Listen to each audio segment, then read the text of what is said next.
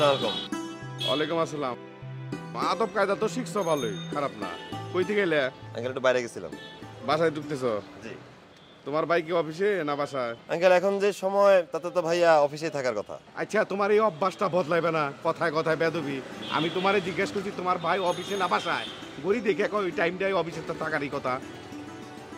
এই শোনো, গত মাসের পানির বিল বাকি আছে, এটা দিয়ে দিও। আঙ্কেল, আমরা তো বাসা ভাড়ার সাথে প্রতি মাসে পানি বিলটা দিয়ে দিই, ইনক্লুডেড।